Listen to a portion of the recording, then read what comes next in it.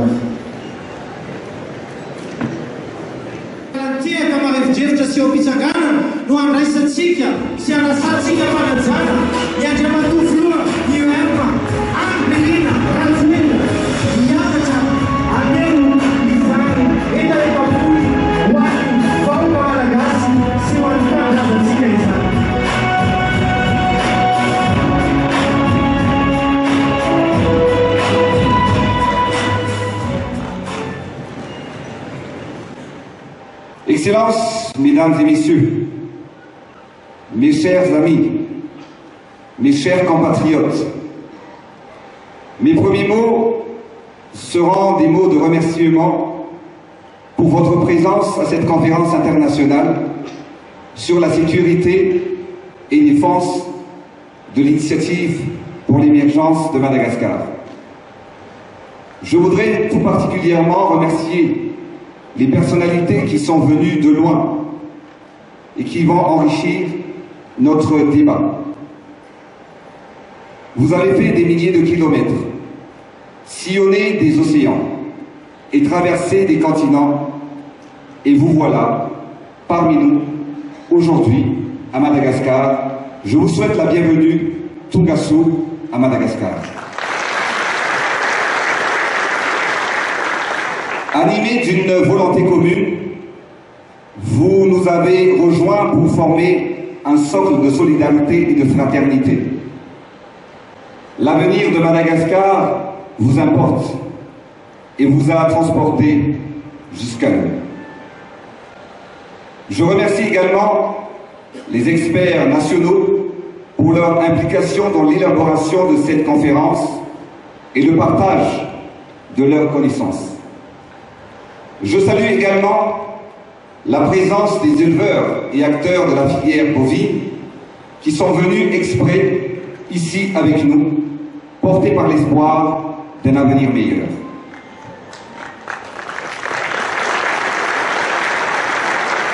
Je m'adresse à vous aussi, chers élus parlementaires, sénateurs, députés, maires, merci également de votre présence. Je me tourne vers les femmes, les hommes de toutes les régions de Madagascar qui aspirent à retrouver la paix et la sécurité. À vous tous ici présents, honorables invités, merci. Merci de croire en Madagascar. Merci de croire en nous et merci de nous accompagner tout simplement dans cette initiative.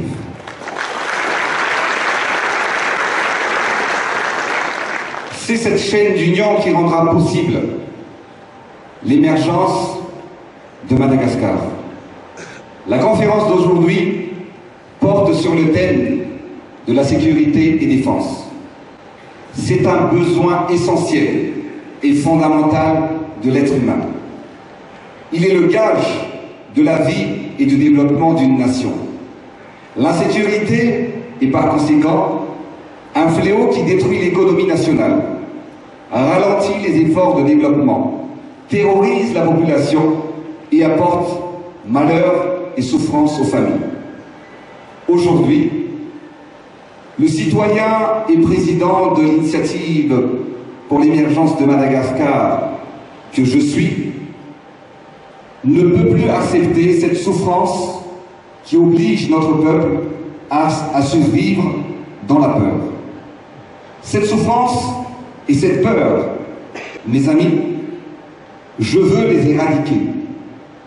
Je veux un État fort. Je veux un État présent. Je veux que nos citoyens continuent de créer, de fonder, d'exercer, de cultiver, d'enseigner, de transporter, bref, de vivre dans la tranquillité et la paix qui caractérise la nation malagasy. Je vous pose la question, peut-on envisager des réalisations, du développement, de l'emploi, c'est-à-dire en un mot, peut-on envisager un avenir pour une nation qui vit dans la peur et la contrainte? La réponse est non. Comme on dit, c'est quoi la solution? Vous savez le numéro, mais il n'est pas encore temps de vous le dire.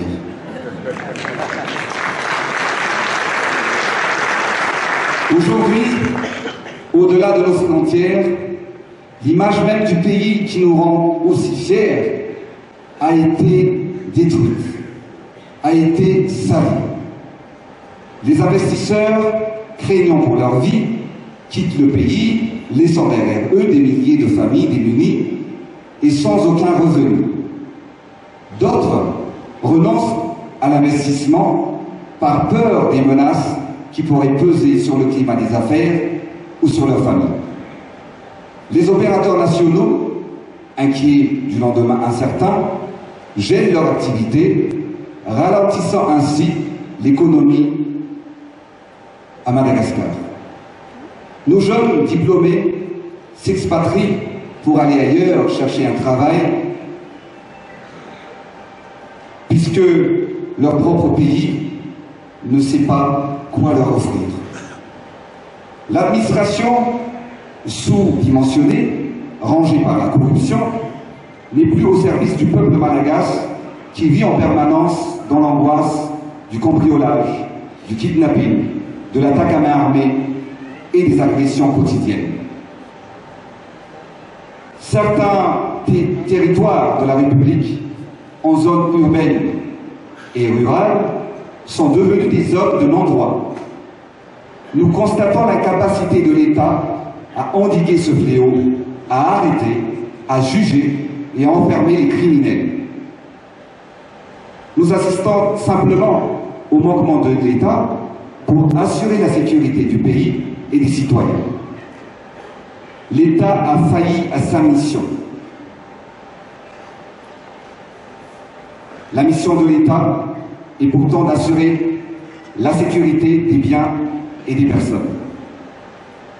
L'État a failli à ses investissements au service de nos forces de sécurité. À l'heure où je vous parle, dans ces zones de non-droit, les droits inaliénables et constitutionnels des Malagasy sont quotidiennement violés et bafoués. Si la sécurité et la paix sont les fondations nécessaires de toute nation qui aspire au développement et à la stabilité politique, alors l'éradication de la violence et de l'insécurité deviennent l'enjeu principal et la priorité absolue. C'est pourquoi l'État malagasy doit en toute priorité restaurer son autorité sur tous les territoires nationaux et chercher systématiquement des solutions adaptées pour pour chaque problème. L'État malagasy doit envoyer à nos partenaires internationaux, mais aussi à nos concitoyens, un message fort qui sera à l'image de notre détermination. Les investisseurs, les partenaires institutionnels, la diaspora malagasse sont dans l'attente d'un signal ferme affirmant notre engagement à lutter avec efficacité pour l'éradication de toute forme de criminalité. Je reste convaincu que rien n'est irrémédiable. Je reste convaincu que rien n'est insurmontable. L'échec, mes chers amis, l'échec n'est pas une option.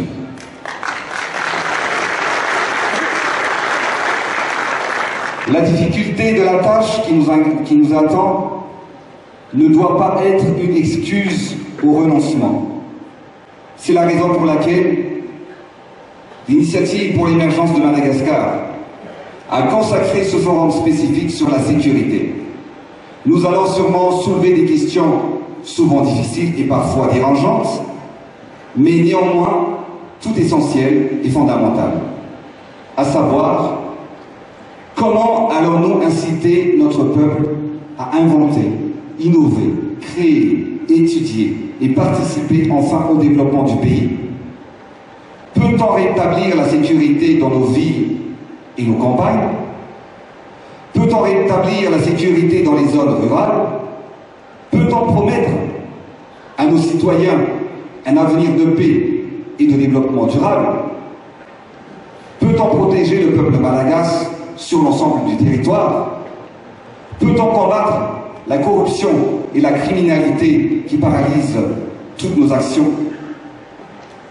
La réponse, avec un jeune leader, avec un jeune patriote, avec un jeune visionnaire, la réponse, mesdames, mesdemoiselles, messieurs, et oui, nous pouvons relever. Oui, parce que j'en ai la conviction, et je suis persuadé qu'ensemble, nous allons mettre en œuvre, nous allons tout mettre en œuvre pour que la paix règne enfin à Madagascar.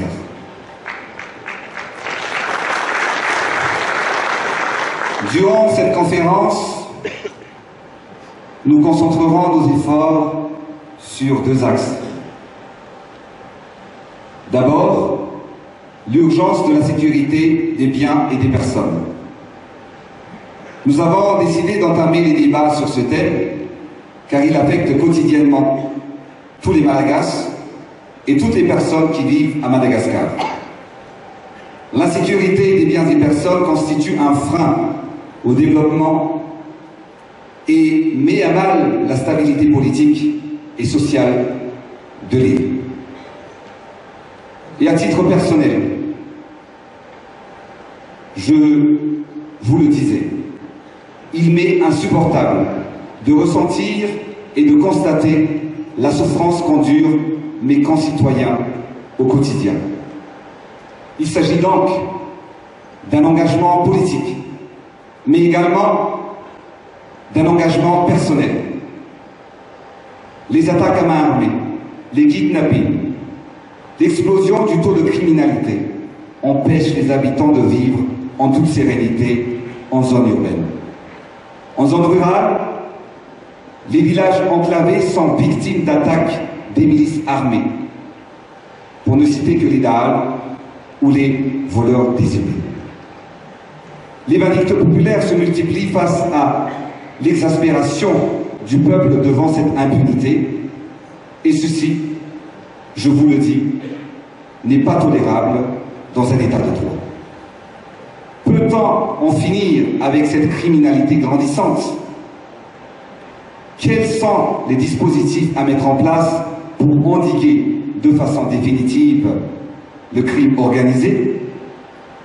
La réponse doit venir du plus haut niveau de l'État, de nos forces de sécurité et des magistrats qui détiennent chacun à leur niveau une partie de solution qui mettront fin à ce fléau.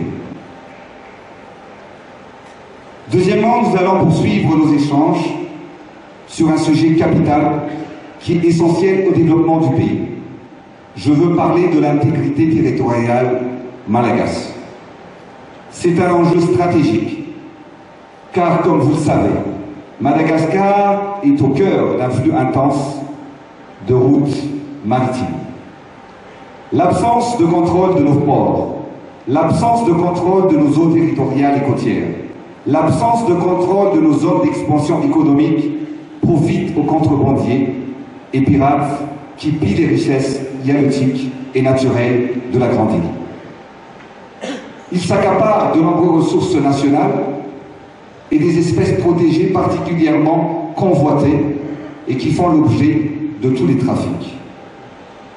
Je m'oppose fermement et avec la plus grande énergie à toute forme de pillage de nos richesses et de nos ressources qui impactent directement les populations les plus fragiles que nous devrons protéger. Je combattrai avec la plus grande détermination les actions irresponsables de certains dirigeants ou détenteurs d'une autorité visant à priver nos populations des profits qui leur reviennent de droit. Je m'opposerai avec fermeté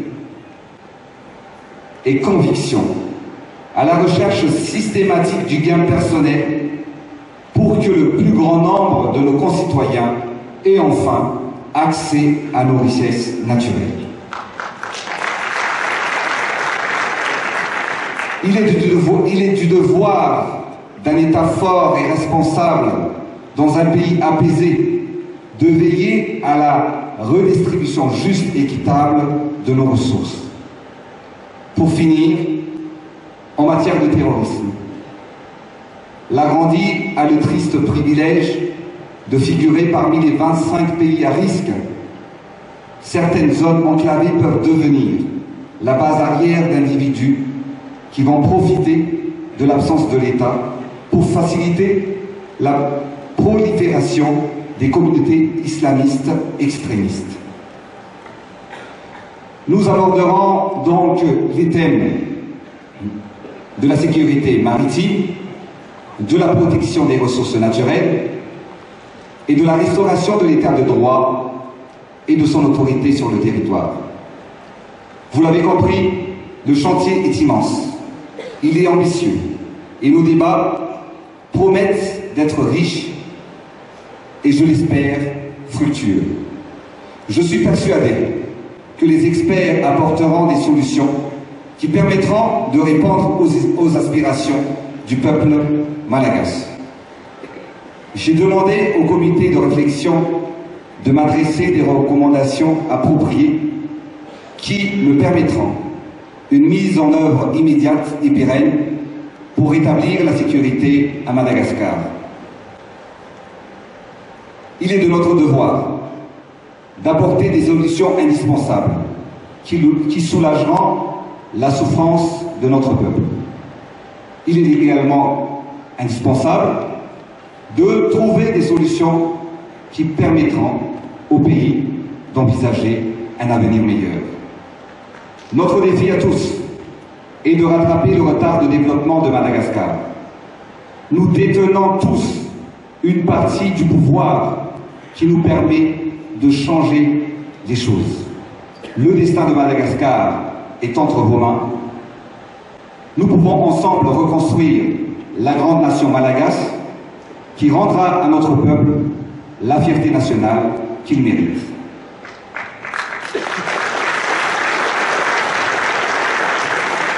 L'union des forces vives de la nation, notre détermination commune, notre conviction sans faille seront les garants du succès.